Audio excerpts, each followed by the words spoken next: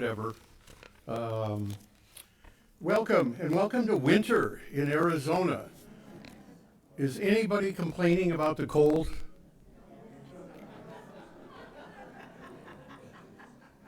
All right, and it's patented now, so don't think you can steal it.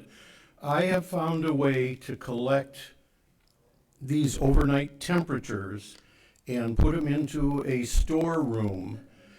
And for all of you who are complaining, I want to know what you're going to be willing to pay in July when it's 141 degrees. All right? Now, there is a sheet at the back of the room, and if you sign up early, you get a much bigger discount. But if you think when it's really hot in July, oh, I remember what he said about storing that cold weather, it's going to cost you dearly. So just keep that in mind. It actually feels really good to, at least for me, to have this kind of weather. You know, if you're from back east in Minnesota, jogging weather, all of that sort of thing. Well, I've also done some very careful surveys meteorologically, and with our new global warming and climate change, I have determined that every summer in Arizona now lasts 18 months, 3 days, and 4 hours. Winter, on the other hand, is a week and a half and 10 minutes. So enjoy this while you can. It's actually refreshing to actually put on a jacket and not have to run around, half naked because it's so hot. That's not funny. I look a lot better half naked than full naked, so just keep that in mind. Oh goodness, we're out of time. Thanks all for coming. This is really great. This is our first program of the new year. Want to wish everyone a happy new year. And we've got virtually a full house. To those that are still coming in, there are seats up front and fill-in places, so nobody bites up here except maybe me, but I'll wander off to the back in a moment. And this is, where are we now? September, October, November, December, January. This is the fifth in our series of Tempe History Society lunch talks. And we keep trying to bring more and more interesting subjects to you, and we feel validated in what we do when we get a good turnout for these lunch talks. And we couldn't really do all of this without a sponsor.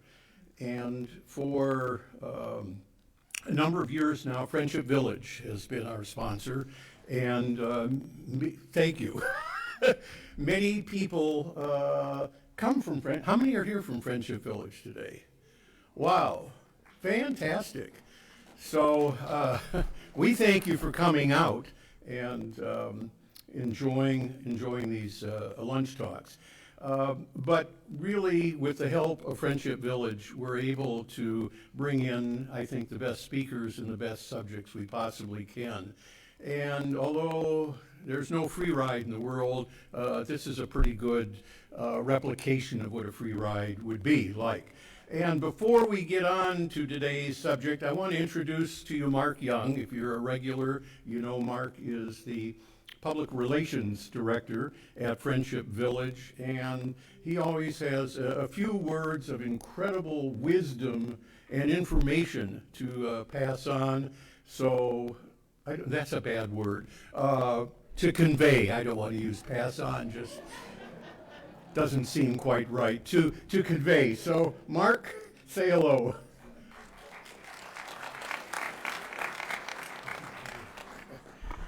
Thank you very much, Vic. And for those of you who are wondering about that discount, I did that last year, and Vic is only partially nude when you're going in there for that cold weather during July.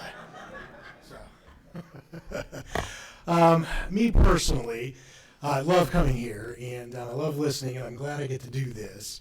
Last month's topic, it was quite interesting to me because I did grow up here.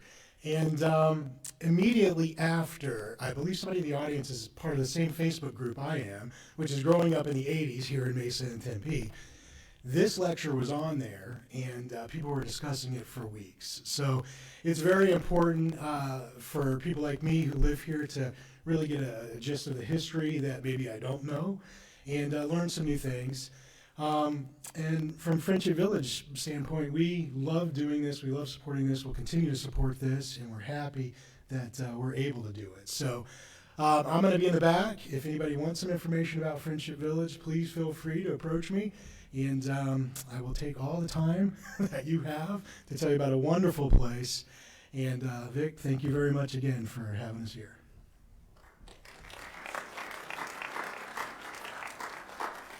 Thank you, Mark. And Mark just revealed to me before we started today that Friendship Village will be upping the ante to $100,000 a year sponsorship. And that's going to enable us to have incredible presentations in the next year, and also finally a gratuity for the MC who has to come up every month and face everybody. So Mark, thank you very much for that. And he's told me there's I don't know what it was, an outdoor commode or something that they're holding for me when I'm ready to retire and move over to Friendship Village. So you can see it in the back of the property. I think they moved it out from all the new construction. All right, on to the subject for today. I think it's safe to say that we wouldn't be here today if it wasn't for those who preceded us, because without water, and if you've seen early photographs of the valley, you know that it was nothing but scrub brush and bare desert, and not a very inviting place. But thanks to a culture that preceded us by more than 1,000 years, they somehow figured out how to bring water throughout this area for agriculture. And it turned out, because of their work, that we were able to do an incredible amount of farming and bring so many people to Arizona. And I'm sure that'll be discussed today. Sometimes these people are called, a primitive culture, but they were able to accomplish remarkable things without any of the tools that we have today. And to get water to run uphill is defying gravity, and they knew how to do it. So the canals are the lifeblood of the Salt River Valley, and of course, they're managed today by the Salt River Project, and we're very fortunate to have two experts on the canals with us today. First, because I just always nod to the other side, so I'm going to introduce Jodi, Jodi Moon, who's a senior historical analyst with the project's Research, Archives, and Heritage team. Oh, I should have graduated college. I don't understand any of that, but I'm sure she'll explain what all of that means. She is a native of the valley. And any other natives today? Not bad. As the population increases, fewer and fewer natives, so we need to start getting badges to wear those proudly. She's got a BA and an MA in history, and she writes about the history of water and power in the valley for Salt River. And then also Daniel Garcia is here. He's a professional archaeologist. That means he gets paid. Can you dig it?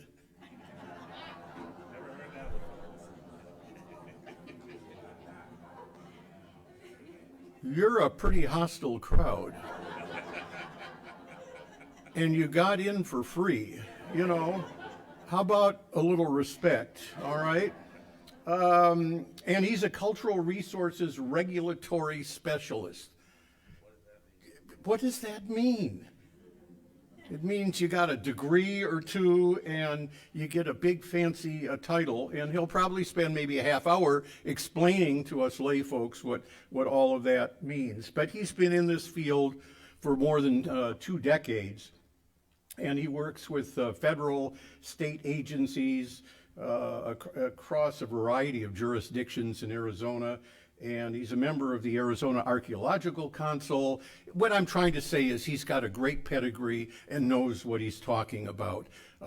If you want all of those details, see us afterward and we'll give you his whole life story. So without further ado, please welcome, I'm not sure who's getting up first, Dan Garcia and Jodi Moon, the Canals of the Salt River Valley.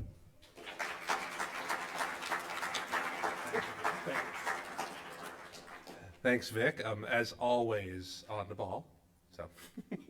So again, I'm Dan Garcia. I know Vic said all sorts of things about me. I'm an archaeologist. I work for Salt River Project. Salt River Project's one of the few non-government agencies that actually has archaeologists on staff. In fact, we're very lucky to have SRP's first archaeologist in the audience. I won't embarrass her any further, but it's a nice tradition. I'm happy to be here and really lucky to have a job getting paid as an archaeologist. There's actually a lot of archaeologists that work professionally here in Arizona because there's a lot of archaeology to be found. I've been with Salt River Project for about 4.5 years now. And before that, I worked in private consulting as an archaeologist. But today we're going to talk about canals of the Salt River Valley, really with a bent towards the canals in Tempe, since we're in Tempe here, and that's probably where you spend most of your time. So we'll be talking about some of the canals that you see and maybe don't see, but you'll be seeing after today when I kind of clue you in on how to find them. So.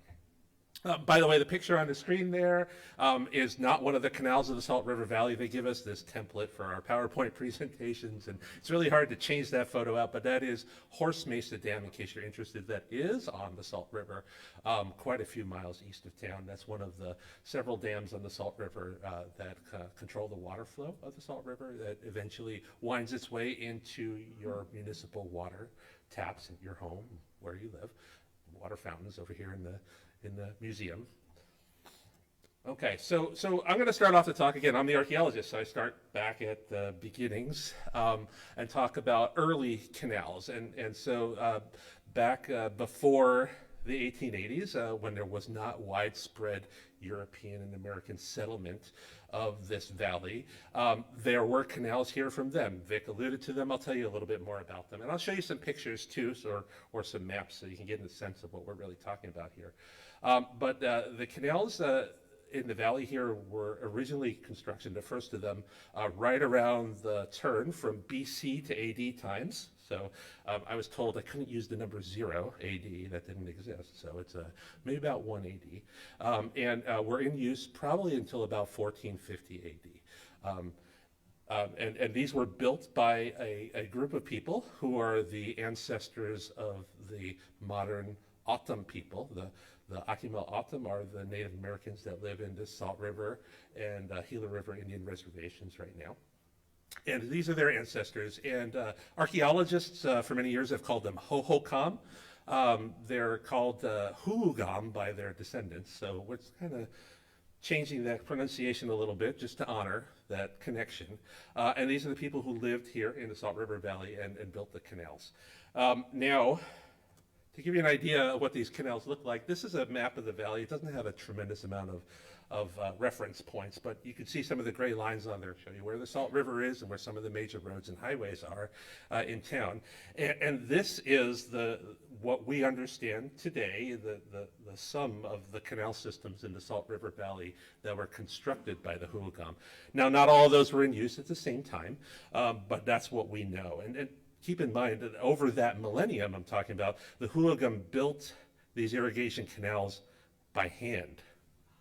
Oh, one screen went out, but now it's working. So they were built by hand using stone and wooden tools, maybe some baskets, and it supported farming in this otherwise inhospitable desert. So as Vic alluded to, without these canals, could we have had human life and human existence here beyond just a few scattered people and a few scattered farms? It's a good question.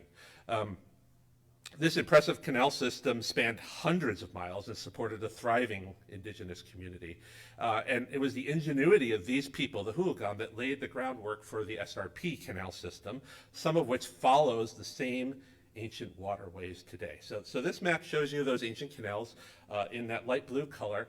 And it's not so clear on the screen to me. Hopefully it's a little bit more clear on this screen behind me and to the folks online. But there's some darker blue lines that I just overlaid. And those are some of the canals that were used right after the mid-1800s when the first settlers arrived here in the valley. And that these darker blue lines incorporate or closely follow those original pathways engineered and constructed by the ancient Hooligan.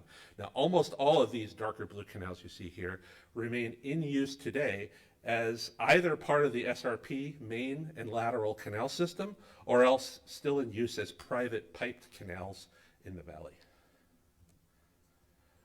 Of course, what I lay over today in red, you can see up there, is today's SRP canal system, along with those ancient canals and historical canals. And while that looks like a much larger system, certainly, that SRP is using now, what you can see is that the modern system and the ancient system provide water to many of the same places and follow many of those same pathways. So when we say we're on ancient native land and we're serving power and water to the same place that people have lived for over a millennium, that's what I'm trying to demonstrate there. Okay, I'm going to turn it over to Jodi now, and she's going to talk a little bit about what happens after the 1880s, and then I'll be back in a little bit to talk some more about canals. So, Jodi? Thank you, Dan. Okay, so to set the stage a little bit for you about where this water comes from, it just doesn't magically materialize, right? This map gives you an idea of how large the watershed is, and the watershed that serves the two river system where SRP sources its water, the Salt and the Verde rivers, is quite a huge area. So that area, all outlined in dark black, that is the watershed that serves SRP's river systems.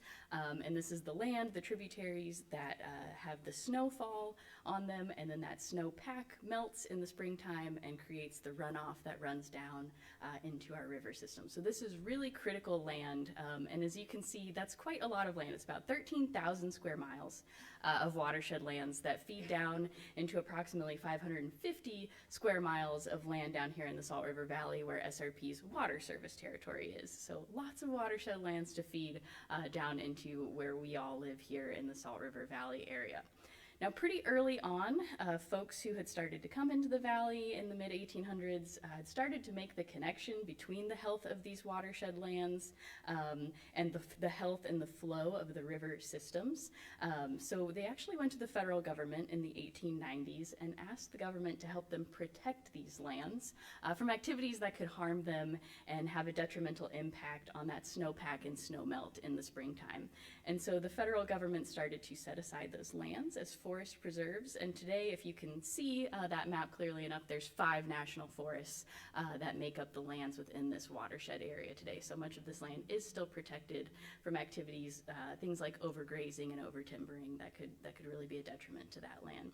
So really early foresight, this is even before SRP is formed, and we'll talk about forming SRP in a moment, but early foresight and protection on the part of those living here in the Salt River Valley. So let's dive into some infrastructure, some canals. The first one we're going to talk about is not a Tempe canal, but we would be remiss to not talk about this one as it's often credited as one of the first more modern canals within our system. So in 1867, a group of men traveling down from the Wickenburg area who had been doing some mining exploration up in that area moved down into the Salt River Valley and started to come across some of those remains of ancient Huhugam canals that Dan was just speaking about. And they decided to dig a new ditch and canal system right alongside one of those ancient canal systems. So this group was led by a man named Jack Swilling. You may have heard that name if you're familiar with the history of the valley. So this ditch was originally called the Swillings Ditch, later referred to as the Salt River Valley Canal. But again, very early 1867 when this was constructed. This was constructed on the north side of the Salt River, so the head of this ditch where the water actually flows into the canal from the river was around 48th Street, modern day 48th Street, so over by the airport in the Phoenix area. This canal started to fall into disuse by the 1920s, so this is no longer an active part of the canal system. But again, this really kind of sets the stage for our modern canal system here in the valley. I'll hand it back over to Dan if you want to walk through these. Okay, so here we're zooming in a little bit on Tempe. You can see that there, that yellow outline is Tempe, and you can see some of the historical canals, which are what are blue lines on the map there. Just to give you an idea of what we'll be talking about today are these canals, the Kirkland-McKinney or Hayden Ditch, the San Francisco Canal, Tempe Canal, Western Canal, the Highline Canal, and the George Ditch. So don't worry, they'll talk about these all a little bit more as we go ahead, but these are all canals that are in some way in use today, that have a place in Tempe's history.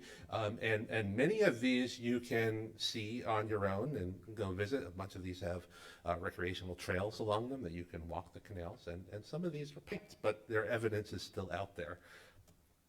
And when I say their evidence is still out there, what I'm talking about is this idea of persistent patterns. So again, I'm an archaeologist, and so I, by trade, do a lot of walking around and looking at things, and spending way too much time looking and thinking of things and obsessing over details.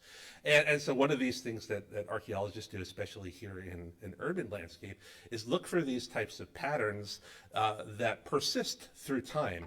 And so I use this term persistent patterns, which means evidence of past landscape features that endure over a prolonged period of time despite continued development. And of course, I'm talking about canals today. And so some example of these common patterns would be canals, but also railroads. Railroads can come and go, and yet the railroad right-of-way will influence how development happens going forward. Same thing with roads and trails. And even the walls of old buildings and fences and land parcels can betray a pattern of something that's long gone. So I like to call these ghosts. And so these ghosts of bygone features can still be seen if you have a keen eye and you're looking for them. So to give you an idea of what I'm talking about, because this is probably the best example I can think of, and I've never been here personally, maybe some of you have. This is the Piazza Navona in Rome. And the interesting thing about the Piazza Navona is that horseshoe shape of buildings that you see there around a square. And the interesting thing about that is that it was actually the location of a stadium in AD 80 built by the Emperor Domitian. That stadium is long gone, but as the city developed in ancient times around that stadium, it adopted the pattern of that. So while the stadium's gone, we know exactly where it was because its outline is still visible on a streetscape. So that's just a photo from Google Earth. The one on the side, of course, we don't have aerial photos from 8080, so somebody made a nice reconstruction for us. But to give you an idea what that looks like. And of course, Rome's not the only place to see those things. Here's New York City. This is where I'm from. I'm not a native to the Valley. I'm from New York City, born and raised. And so you've probably, if you've been there, you've always heard of Wall Street. Wall Street's a famous place where stocks are traded on the stock market. And of course, it's named after a wall that used to be there that's no longer there. So Wall Street is a pattern. So you can see that's actually, that pattern there is not just Wall Street, but the original outline of the original Dutch settlement of New Amsterdam and then the original English settlement of New York. And that the pattern of that original city is still evident in the streets in New York. A little bit closer to home, there are lots of examples throughout the American West. The way we develop and the time in which we develop means that there's a lot more of this patterning available. I've got tons of examples I'm happy to talk to you about. Here's one that's just a little bit close to home. This is the Papago prisoner of war camp. So just north of our SRP offices. They're on edge of Tempe and Scottsdale and Phoenix. And again, that pattern is still evident on the streets as well. Not as clearly, but if you walk around, you can notice there are things out there that betray where the boundary fences and the different features of that prisoner of war camp used to be. But enough about that. I want to talk to you about canals and how to find them. So I've spent a lot of time in my time at SRP driving around the valley and looking at strange things, strange property boundaries that don't adhere to the normal grid that we are on, looking at weird roads. You know, if a road doesn't go north, south, east, or west in the Phoenix metropolitan area, it probably has an interesting story to tell. Looking at aerial photographs and things. And of course, building footprints, and sometimes even bumps in the road can tell us about where something used to be in the past. And these are the types of observations that could be made in person, out in the field, wandering around, driving around, or they can be done on a computer sometimes. So most of the work I've done is on the computer. I'll show you some photos I actually took out in the field of a few of these. All right, so this is the Kirkland-McKinney ditch. So I'm going to turn it over to Jodi. She's our historian. You don't want the archaeologist telling you history. So Jodi will tell you a little bit about the Kirkland-McKinney/Hayden ditch, and then I'm going to show you how you can find bits and pieces of that in the field. So Jodi. Thank you. Okay, so now we'll talk about some actual Tempe infrastructure here. So the Kirkland-McKinney ditch, there are some remnants of this still out there. You can see a picture of a little portion of that here. Mostly open ditch along 8th Street and University in Tempe. And although, you know, this is named after Kirkland-McKinney, but we sometimes call it the Hayden ditch as well. And some researchers think that's because of the Charles Hayden flour mill, which becomes operational in 1874, of course. And we'll talk more about my friend Charles Hayden as we go through this presentation. He's, of course, big figure here in Tempe and Tempe history. But this Kirkland-McKinney, we're going to start with this one. This is one of the earliest irrigation undertakings here in the Tempe area. Of course, named for William H. Kirkland and James B. McKinney. Unfortunately, James B. McKinney is our mystery man. We do not have a photo of him, but there you can see a photo of Kirkland on the screen. So these two had some help in constructing this ditch from some Mexican residents in the area. And it was estimated that the Kirkland-McKinney branch was constructed between 1869 and 1870. So again, making this one of the oldest pieces of irrigation infrastructure in Tempe, which is still in use today in SRP's water conveyance system.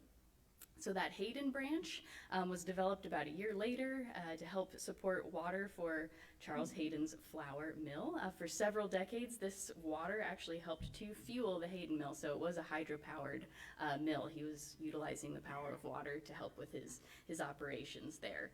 And water from this ditch also helped support a thriving Spanish-speaking community here in the Tempe area as well. That was made up of a lot of prominent families in the history of Tempe, including the Sotelo family.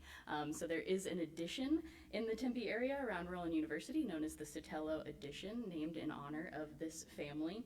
And there are a couple of portions of this ditch that are included in something I'll just briefly mention that was an undertaking of the U.S. Bureau of Reclamation and SRP to help document pieces of historic laterals throughout the Salt River Valley and help identify and preserve them as examples of this historic canal system. So there's about 60 segments that the Bureau of Reclamation has identified. I'm sure Dan could speak much more in detail about this undertaking, but just to let you know, 60 segments totaling about 28 miles of laterals that were set aside for preservation and recognition by the Bureau and SRP. And there are a couple parts of this Kirkland-McKinney ditch protected under that program.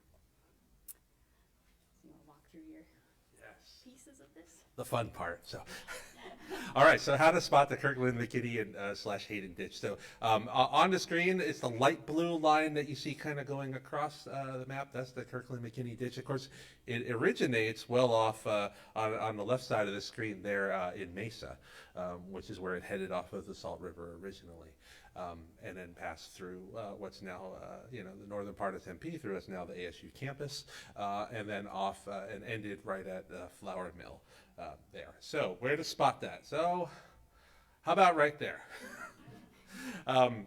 So that spot right there looks like this. That's the same spot that Jodi had on the photo before, and this is a open and preserved piece of the original Kirkland-McKinney ditch from 1870. This segment and another segment of this are actually the oldest in-use water conveyance in the SRP system in the valley.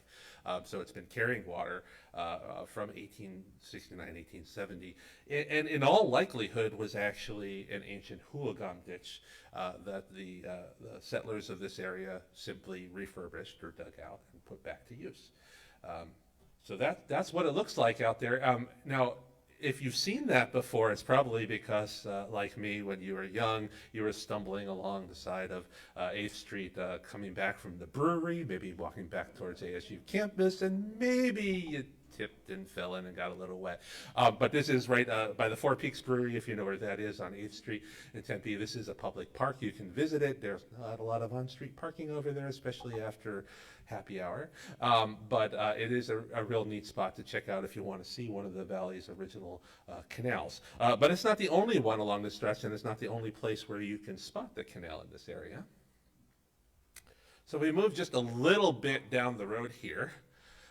You'll see this very interesting alleyway. Okay, it's not very interesting. It probably looks a little different today than it did when I took this photo.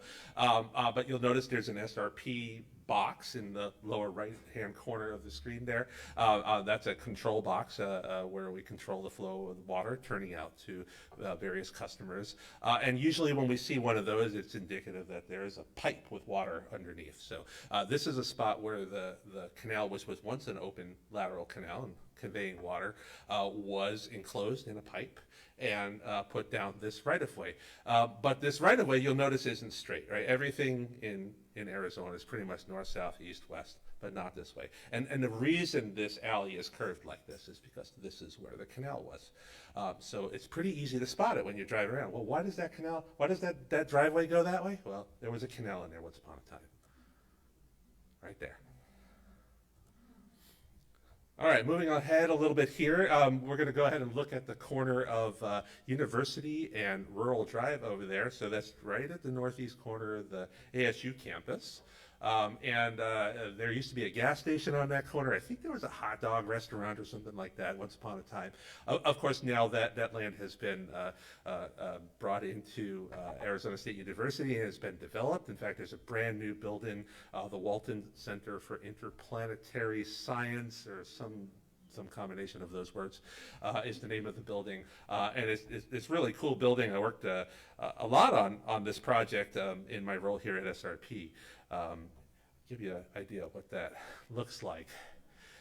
One of the really fascinating things about this corner was there's a piece of this original canal across the corner. And when ASU purchased the land, they said, well, we would like SRP to put that in a pipe, and we would like to put our building back up on top of that spot.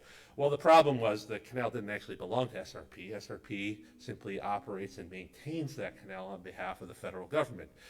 It's owned by the United States of America, that's you and me, and administered by the Bureau of Reclamation. Well, the Bureau of Reclamation said, no, you can't do that. That this is a historic canal that's really important to the history of the valley. We'd like you to put your building somewhere else. So you can imagine the years that ensued and the conversations. So it really came down to some creative engineering, both on the ASU side and on the SRP side, to come up with this. And so what you see there is the canal, which runs through the lobby of the building. It's actually completely open air. It was built wide enough for SRP to get its maintenance vehicles in. It holds water 365 days a year, and it is surrounded by this absolutely beautiful modern facility. It's really a great spot to do. There's a lot of history in that one little spot. It's not just the canal. There's actually an old historic railroad that went through that building, as well as a historic highway. So old US 80, the predecessor to US 60, went right through that same corner. And elements of all of those were preserved in the design of the building so that you can see them today, while it still has uses. And of course, this is a building where they study sustainability in the future, but they also study the deep past. This is the home of the Institute of Human Origins, if you've heard of that before. This is Lucy, the famous fossil. Well, Lucy and the Institute of Human Origins live in this building. You can actually see a cast of her up in the second floor of the building. So it's a really neat spot. But one of the things they did was preserve the history of the place by keeping the canal running through it and honoring that history of conveying water, and the Kirkland-McKinney ditch and the Hayden ditch. So it's just a couple of photos. There's also a light rail stop. If you ever do that, I try not to do the light rail, but you can get off right and walk into the building. I hear they're going to put a restaurant in that'll make it way more of a destination for me when that happens. So. All right. Proceeding downstream a little bit, you can see more evidence of the canal as you get up towards Mill Avenue and where the flour mill was. This spot is one I like to show off. So that's a little bit of an oblique aerial photo. Of course, you can see Hayden Flour Mill there. Everybody knows that one. You've driven past that a bunch of times. And then there's that parking lot over there. And that parking lot's a great place to park if you want to go hike up Tempe Butte or A Mountain, whatever you call that particular landform. And one of the interesting things is the parking lot here. You'll notice there's a retaining wall that holds back the edge of the mountain there. It's a big concrete slice.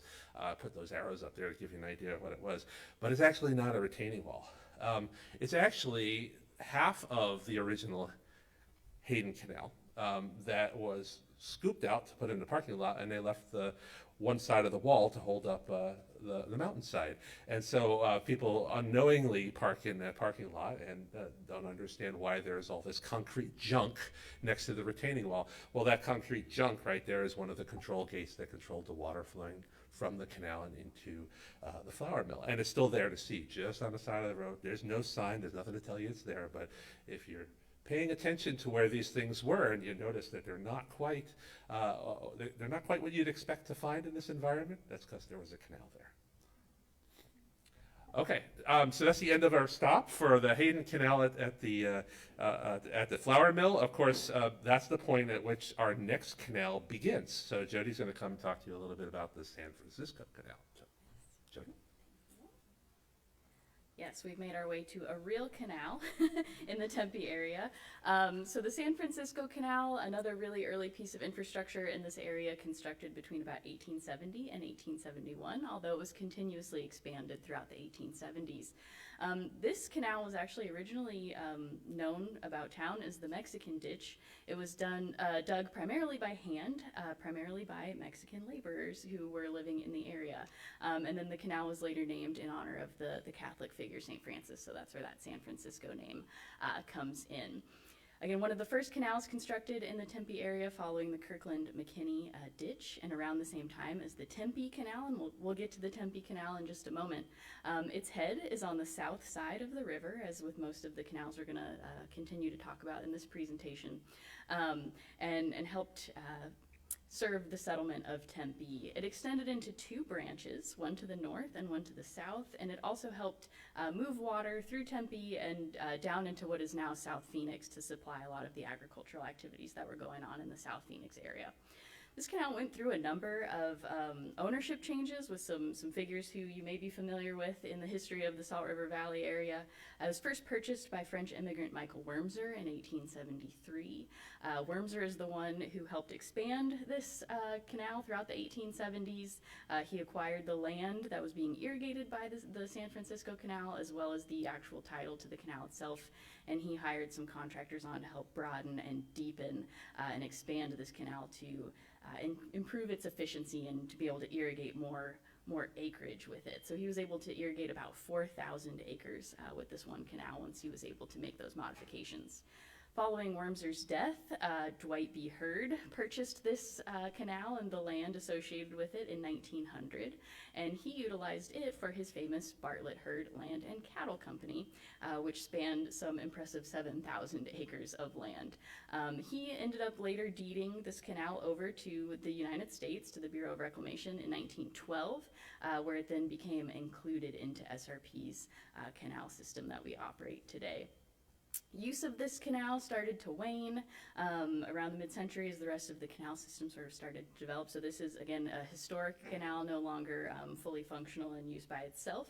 But there are some portions that do remain as historic lateral systems between about 24th and 28th Street north of Broadway in Phoenix. So not part of Tempe, but there are still some pieces of it out there, and Dan will show you where to find those. Well, I'm only going to show you where to find them in Tempe. So we kept this kind of small, but I really like the San Francisco Canal. I think its history is fascinating, and I will pick one bone with Jodi though. I think it's actually older than we state it is, and we don't have a lot of records. But going back in this presentation to when Jodi was talking about Jack Swilling, Jack Swilling's digging on the north side of the airport up there, and you read the historic accounts. He employed a group of Mexicans who were farming on the south side of the river to help him dig his canal on the north side of the river. Well, that's right about the place where this San Francisco Canal was too. So I like to think that they probably started using this canal earlier than is recorded in history, but I don't have any proof for that. So anyway, can you spot it today? In Tempe, all the segments of the San Francisco Canal have been piped. So you can't see it on the ground as an open canal anymore. You can see it in parts of Phoenix, as Jodi mentioned.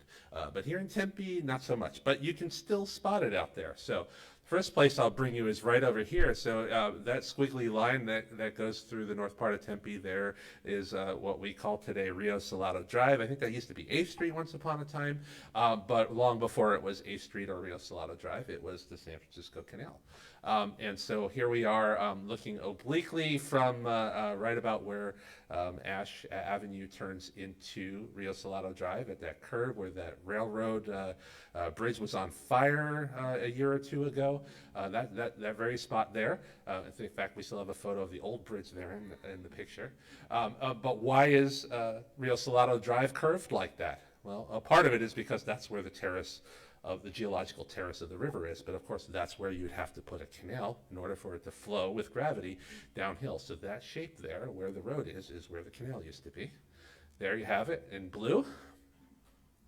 And to give you an idea what that looks on the ground, you can see right now it's being used by the city of Tempe as a drainage. So there's a sewer drain in there and some gravel, but that's right where the canal would have been.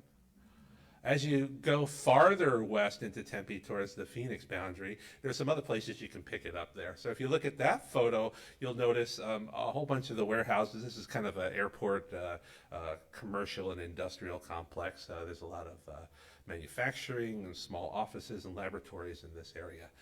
But some of the buildings are off kilter. Most of that part of Tempe is built on a grid. But again, some of those buildings you see there in white are not. And why is that? See those buildings there? Why is that? Well, that's where the canal used to run. So again, the ghosts of the canal are visible because of where the buildings are built, how they're aligned to the grid, and what the property lines look like. And just to give you an idea of what that looks like, again, see the swale in there is where the canal was. And this is an office park just right over, they call the airport office park, where you can still see where the canal was. Going a little farther into Tempe, we'll go to this spot down here, just off of what they call the Hohokam Expressway, the State Route 143. There's another office park, and it has a very strangely aligned fence and parking lot, and of course that's right where the canal was.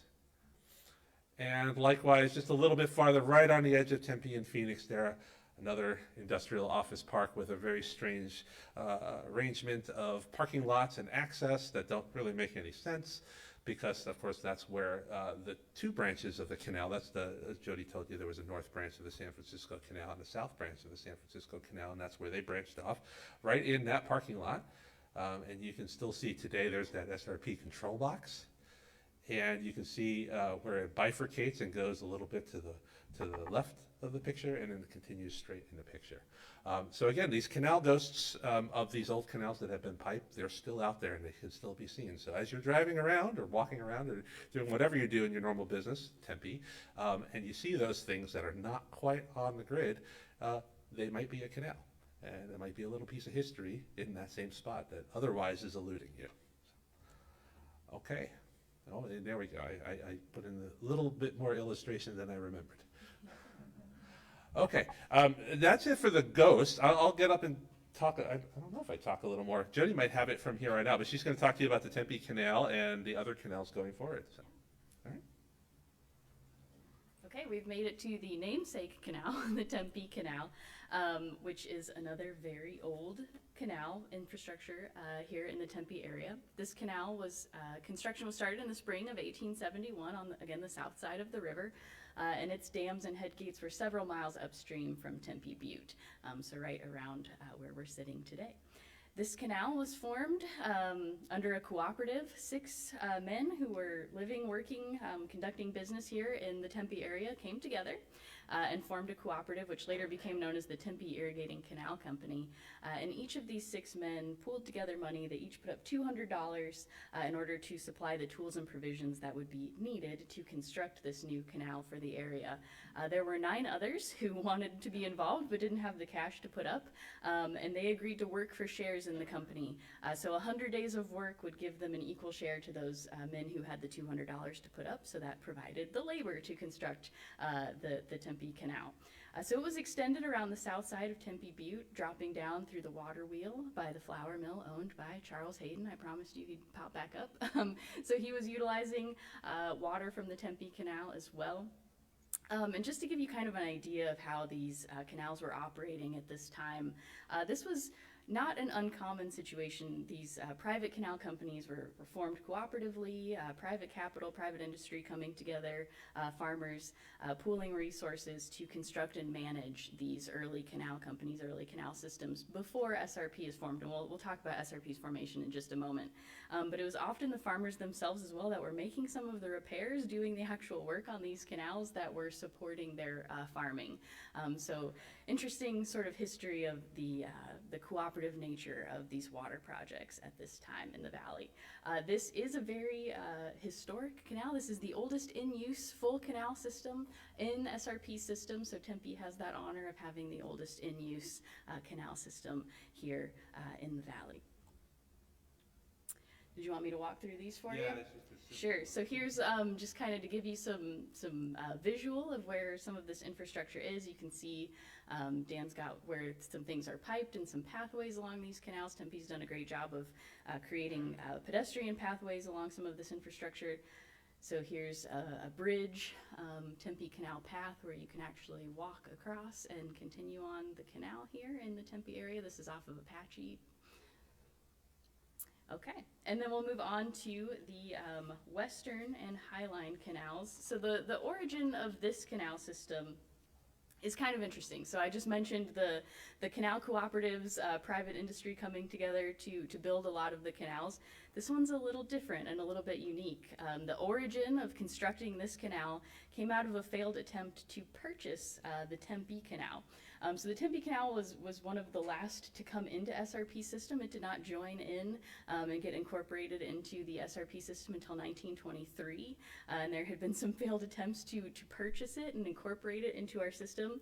And folks in the area needed another option in the meantime. And so they actually worked with the U.S. Reclamation Service, the Bureau of Reclamation, to construct the Western Canal beginning in 1911 in the meantime. And the way that they approached the construction of this canal was really unique as well. They actually started work on both ends and worked towards the middle as they were constructing this. So the west end of the construction paralleled the Wormser branch of the Tempe Canal, and it was kind of a difficult slog to get through the construction of this. And as it was nearing completion towards the end of 1911, the funding from the Reclamation Service actually started to run out, and work sat and was paused for almost a year until September of 1912. In the meantime, farmers needed the water from this canal system, and so they once again came together and they formed what was known as the Western Canal Construction Company. And they agreed to supply labor and materials in order to bring this canal to completion in exchange for water delivery credits from SRP and from the federal government. So the first water deliveries took place in February of 1913. So this was successful. These farmers were able to get the job done and get their water deliveries by February of 1913. Around the same time of the construction of the Western, there was an additional canal system which was connected to it.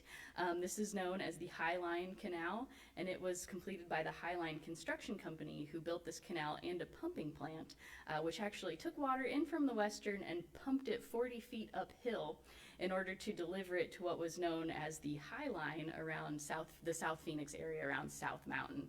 So kind of a unique setup. You can see a picture of the High Line pumping plant there from 1955. So literally pumping this water uphill. So once this was completed, the High Line Construction Company actually handed it over to the federal government, and it was incorporated into SRP's system in 1912 as well. So today, a lot of the Western Canal is still open. It's still in use and is one of SRP's main canals. The High Line operates a little bit differently. We operate that more as a lateral system, but much of it still remains open and unpiped as well. And there's about 7 miles of that High Line in the South Phoenix area that are included in that Reclamation Historic Lateral Program as well. So here's a little visual to give you on the Western Canal as well, and Dan's marked out some of those pathways again. And here's one of those Western Canal pathways. So again, city's done a nice job putting some nice lighting and paved pathways out there to make this a nice place to recreate.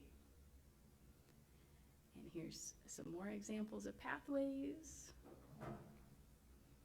where you can cross over and check out some of that infrastructure.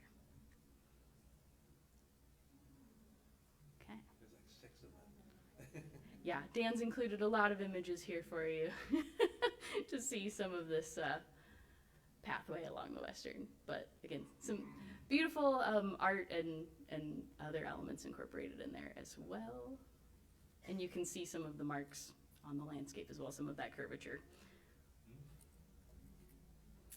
Okay, and the last little piece of infrastructure in the Tempe area we'll talk about is another ditch. So the George Ditch, not a major Tempe canal, but we included it because it's a very nice glimpse into the past that you can easily visit if you're in the area and kind of get an idea of what some of this infrastructure would have looked like in the past. So this 1883 ditch now is in the 1940s era subdivision known as the University Park Addition Historic District near ASU.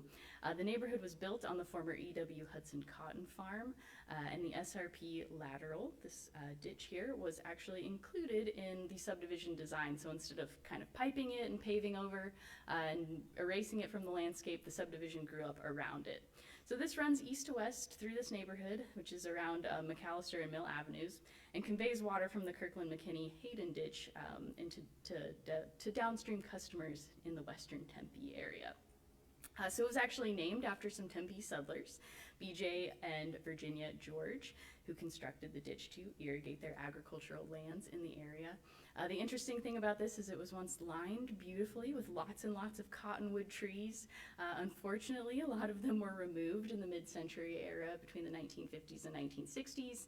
That was happening a lot to reduce water losses. Cottonwood trees are very thirsty, so they suck a lot of water out of this type of infrastructure. So a lot of them had been removed. But we do have some interpretive signage if you make it out to this area that tells the story of what were known as the women of the George Ditch, who did help save some of the cottonwood trees on that ditch, which still remain there today. So if you visit, it's a nice kind of shady place to walk, sort of reminiscent if you've driven down Central in Phoenix. You kind of know those tree-lined ditches. So this is kind of a little piece of that in the Tempe area. So just to kind of wrap us up, I wanted to provide some context. We've talked a lot about all of this infrastructure, this huge, vast water system, but we haven't really gotten to how did SRP come to be involved in all of this? How did we go from having all of these private canal companies running all of this infrastructure to SRP sort of being the touch point for all of this? And really, it goes back to the turn of the century when Valley residents were looking for a water storage solution. So we had this, by the turn of the century, we had this lovely system of canals and ditches running all through the Salt River Valley, irrigating the lands. But unfortunately, the Salt River was prone to drought and flooding cycles, and so was not always a very reliable source of water. And in order to solve that problem, we really needed a storage dam to help mitigate some of that, because floods and droughts could both be very detrimental to the water supply here in the valley. So unfortunately, although private capital and private industry had done a great job of creating these canals, they weren't able to produce enough to get this large-scale storage dam off the ground. And so we had to turn to the federal government for some assistance with that.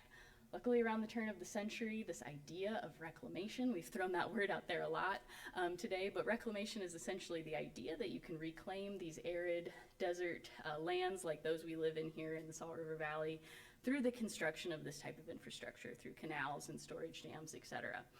And there was a large proponent of this reclamation ideal, reclamation movement, in then President Theodore Roosevelt, pictured here.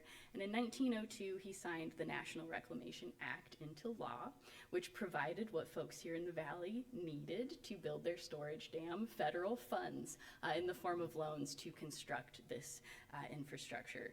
And so with that passed in 1902, the federal government announced they were going to fund 5 reclamation projects to kickstart this new arm of the federal government, and a Salt River project was selected as one of those first 5 projects to help them be successful. Once they were chosen as one of the first 5 in 1903, the valley landowners and farmers came together cooperatively, once again, that's a big theme here in this presentation, to pool their resources. They put their lands up as collateral to join on to this association that they formed in 1903, the Salt River Valley Water Users Association, which is still a part of SRP today. So to put their lands in the association, they actually put them up as collateral, secured that federal loan from the Reclamation Service, and we were able to construct our first dam, Theodore Roosevelt Dam, in 1911, our first major storage dam. Unfortunately, we don't have time to talk about dams today. This was a canal presentation, but that was a huge game changer for water here in the valley, to be able to store a vast amount of water for when we needed it, and to help mitigate those flood and drought cycles that the Salt River had been so prone to at that time. So that still doesn't answer the question of how we operate and maintain these canals on behalf of the federal government, right?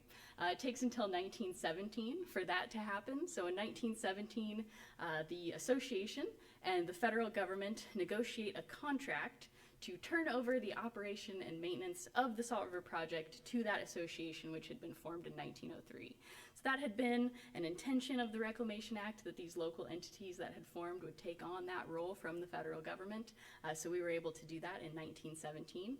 As part of the terms of the Reclamation Act of 1902, the title to that infrastructure does still remain with the federal government. Dan mentioned that earlier during his talk, that the U.S. government owns this infrastructure. We operate and maintain it on behalf of the federal government. So we still operate under the terms of that 1917 agreement today, so a very enduring contract that has done us very well in maintaining our relationship with the federal government. So operating and maintaining this vast water system takes a lot of work, as you can imagine. So just for fun, I wanted to pay a little homage to one of the oldest existing jobs at SRP, which is that of the zanjero, which translates roughly from Spanish as ditch rider.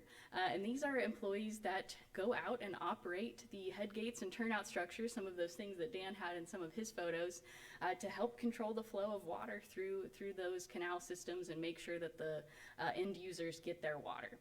So this, during the first half century, this was actually a 24/7, 365 job. So that house you see pictured there, zanjeros and their families would actually have to live in these houses, which were provided by first the government and then SRP after 1917. And they were on call 24/7. Their families would help them answer the phones while they were out and about opening head gates and doing that type of work. So at one point we had about 60 of these houses out on our system.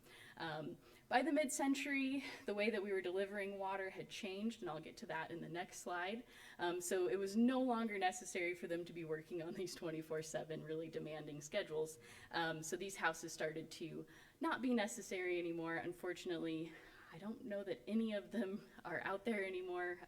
There were not many left, and I think they may all have vanished from the landscape, but this was a really interesting part of our history. And again, we still maintain zanjeros. They still work 24/7, 365. Luckily, not all at once. They work on rotating schedules, but they are our eyes and ears out on the canal system, making sure that everything is operational.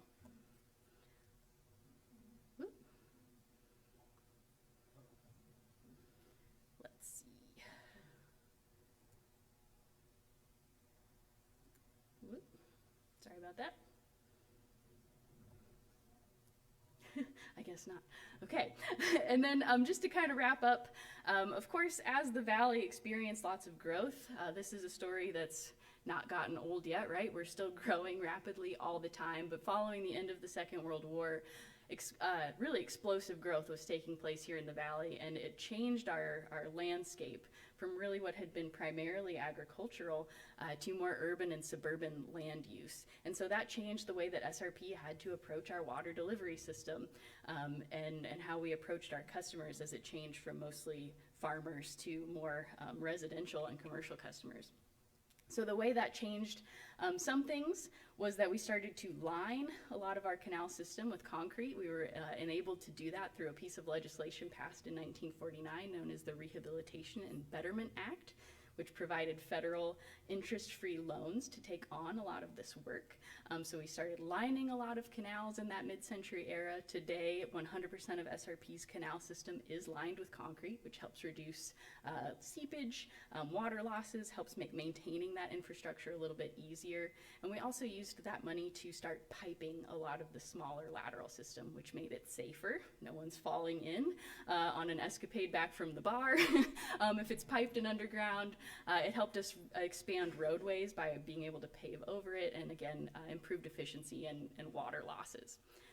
Another thing that changed around this mid-century era, again, we're not delivering so much to farms anymore, so we need to start delivering water to cities. So in 1952, SRP signed its first domestic water delivery agreement with the city of Phoenix, which allowed us to deliver water directly to cities via municipal treatment plants, so that the city could treat that water and deliver it to homes and businesses, which is today, we get that question sometimes, why don't I get a water bill from SRP? Well, unless you're one of the lucky few that gets urban irrigation water from SRP, you're getting your bill from your city because they've taken that water in and treated it for you for use in your home. So today we've got those agreements with 10 valley cities for delivery to those municipalities. And finally, we've talked a little bit about some interpretive signage and some public art out on the canal, so I just wanted to provide you with some resources if you're interested in getting out and about and seeing some of that signage or public art. We've got all of the locations referenced on our website at srpnet.com/about/history, along with a lot of other resources as well. Lots more SRP history than we could get to today, so if you're interested in any other water and power history related to SRP, you can find lots more information out there on our website. But with that, I promise I will stop talking now, and I think we've got some time for questions, hopefully, if we would like to. Let us work this out. Remember, we're streaming, so if you have a question, we need to get it mic'd. I've got a couple because I'm holding on to this thing. So one is just a matter of definitions. You've used three words frequently in the presentation, and that's canal, lateral, and ditch. For those that might not understand, can you distinguish those terms? Oh, don't debate it. We don't have that much time. Come on. All right.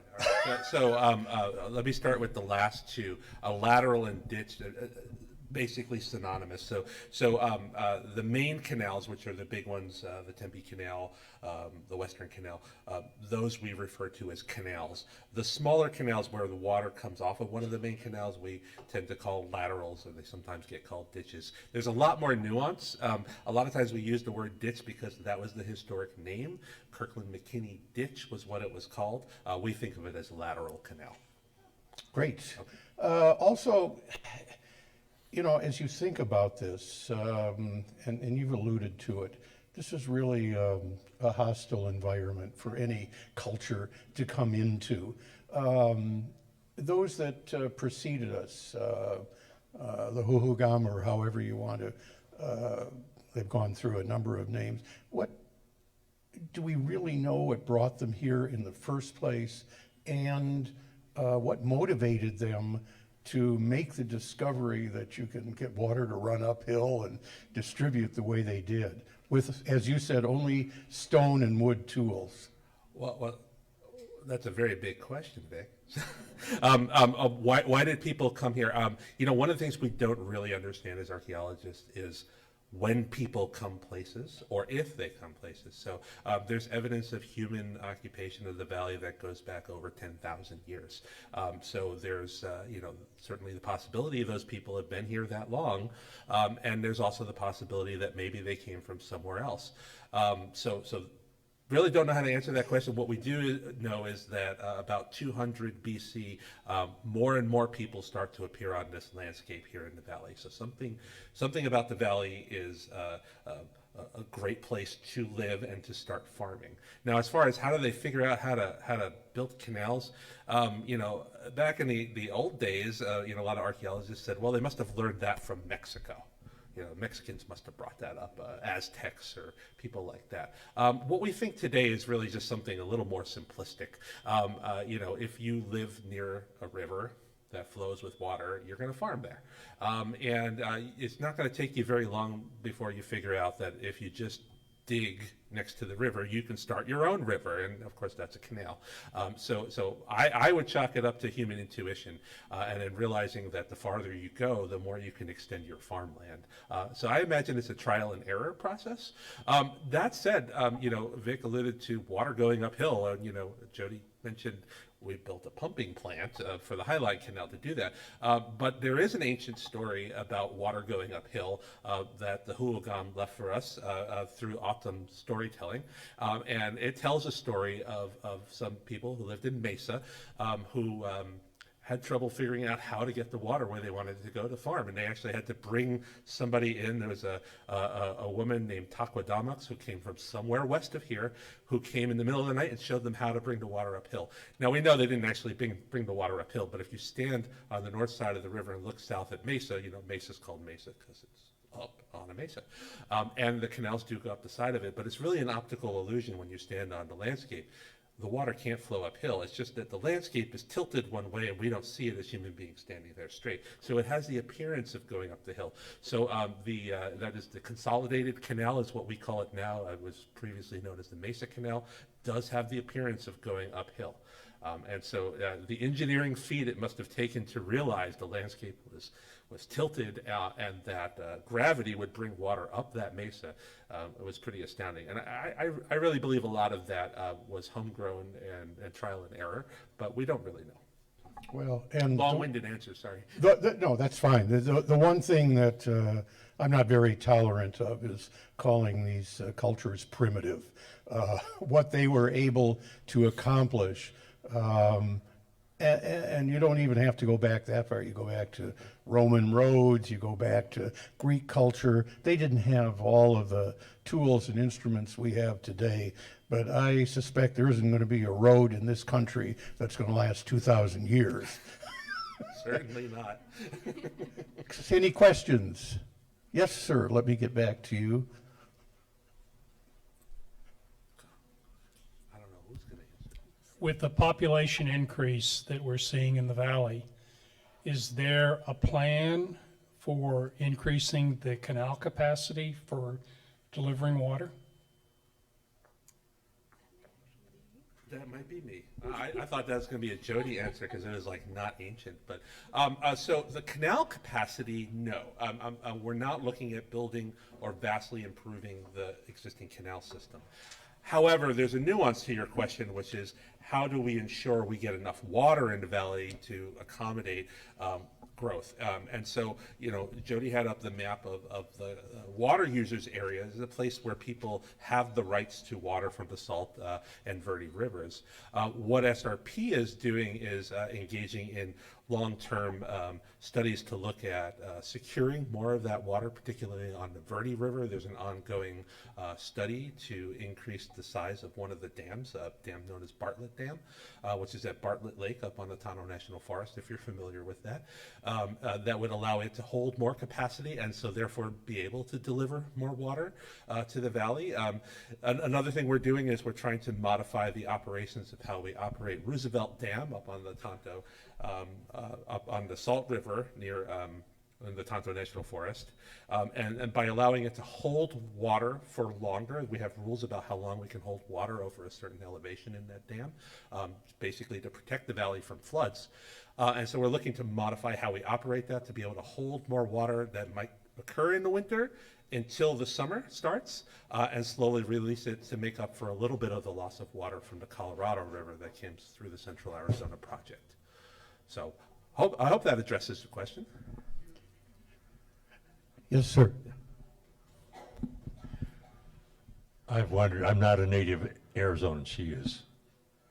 I've wondered crossing all the various different canals and laterals, why in this dry climate with possibly so much evaporation, why the canals are left open, why they're not put in pipes. Now, you explained that some of it is to preserve the historic value, but there's a lot of it that's just transporting water, and I'm sure there's evaporation.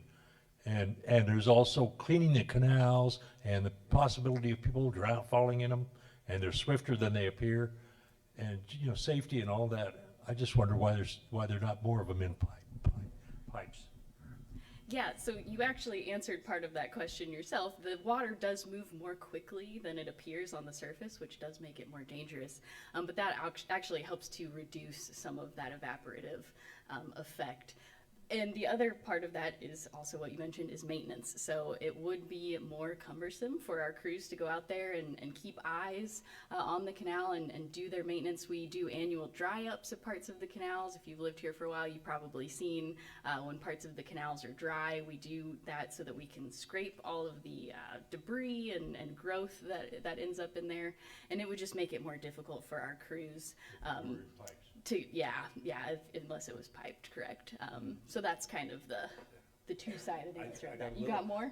I got a little follow-up on that. So just looking into the future, one of the things SRP is studying now, and this is something that's also being studied on the Gila River Indian community, is the possibility of putting solar panels over the top of canals.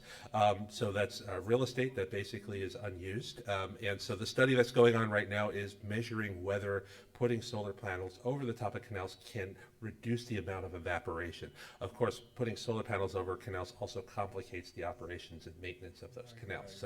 So that is something that's being looked at. It is definitely something, every amount we can reduce on evaporation is a drop of water that goes to better use. And then you'd have maintenance of the solar panels. And then you'd have maintenance of the solar, and of course those would conflict, as you could imagine. So a question I have is that this valley was formed to do a lot of farming, and that farming is going away. So I'm curious of why we still have flood irrigation in residential communities. That's a water rights. Tradition, Babley. There's not much left in the valley that still receives that urban irrigation, but that was a holdover of some of the water rights and just the desires of some of those neighborhoods to maintain the heritage, essentially, of receiving that water. There are a lot of neighborhoods that kind of bicker over that. There are complications to receiving that urban irrigation water, namely going out there and opening and closing your own gate, sometimes in the middle of the night. If your delivery comes at 3 a.m, you got to go out there and make sure you're opening and closing your gate so you're not stealing your neighbor's water because it's on a timed basis. But yeah, that started around the mid-century as this land use started to change, and we started to subdivide these large farms down and down and down into more urban and suburban land uses, and some neighborhoods just wanted to hold on to that urban irrigation, but it is shrinking, the amount that even gets that, and definitely hardly any farmland left in our service territory. Yeah. New construction is not, excuse me, new neighborhoods are not flood irrigated. No. But I think what is flood irrigated is a very small percentage, and it's mainly done, if you think of the Maple Ash neighborhood, with all of its rich vegetation and trees, that neighborhood never would have developed the way it did without flood irrigation. And to take it away today would be to eliminate one of the character-defining features of the Yes. neighborhood. Some areas around the Arcadia area in Phoenix as well, that was huge orchard land, lots of trees as well in that area. So again, maintaining the nature of those areas. Yeah. Can I just follow up on that just slightly? So one of the interesting things is if you look at water use over the valley with the decrease in farming, water use is going down. And so one of the interesting things as we go into the very uncertain future of where's our water going to come from is year over year we're using less and less water, which means that every bit of that water which SRP has been banking for all these years to support widespread agriculture is now being conserved more. So a lot more of that is going into underground storage for use in the future. A lot more of that is staying in the reservoirs longer so we can make up for some of the shortfall in the Central Arizona project. That's why we all have water. We don't have deep water restrictions right now because of that decreasing use. Yeah, and conservation is a buzzword today when it really wasn't. One other thing, I just wanted to thank SRP because I know that there was a big debate a number of years ago about the little segment of the Kirkland-McKinney ditch on 8th Street about filling it in, and SRP was determined to pipe it. And the debate went on between the preservation folks in Tempe and SRP and finally reached an agreement. I think it's important for people to be able to see and understand the early history, and that little segment probably doesn't contribute much to loss of water, but it's immensely important in conveying our past. I'm sure both will be happy to stay afterward and answer any other questions you have. I want to thank Daniel and Jodi. We have a few things for you as a tradition. One is to lower my irrigation bill. Who do I talk to about that? You can fight over these. We don't have any, traditionally we provide these wonderful pen and ink illustrations from Richard Nearing, who was a terrific artist from Tempe and did so much to document local history and also state history. But we have bridges, so I'm going to give you that. And the flour mill only exists because of the ability to bring water to process the grains. So if you want to swap them, put them on, don't put them on eBay. And then this is for you, and that is for you also. So let's give them a big thank you. We're really out of time, but back on the table as you leave are a whole bunch of flyers. Now that we're in the new year, there are so many things that are going on at this museum, and they're all free, so why not take advantage of that? I'm not going to list everything, but the one thing I do want to point out, because it's going to close at the end of the month, January 27th, is our Tempe Signs exhibit. If you have not seen that, as Mark said, it brings back so many memories for folks. Oh, I remember that store, I remember that sign, and we've been able to save them, and we're really building up an inventory at the museum now of these historic signs. Next month is February, and the subject of that talk is Shannon Walker will be here to talk about Stella McHenry. I don't know if that name is familiar, but she was a pioneer individual, the first African-American female graduate of the Tempe Normal School. And you want to guess when that took place?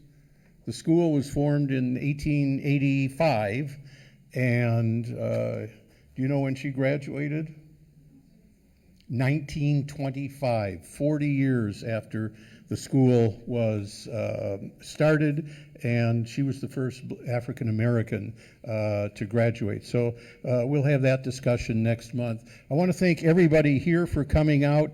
If you really enjoyed this presentation, let friends and others know that we archive each one online, that you can access through the Tempe History Society Facebook page and also the museum's Facebook page. And by archiving them, we're really building up a lot of history of this town for you to review again and to pass on to let others know. So with that, I think we are all through. Thanks again for coming out. Happy New Year to you. We will see you on February.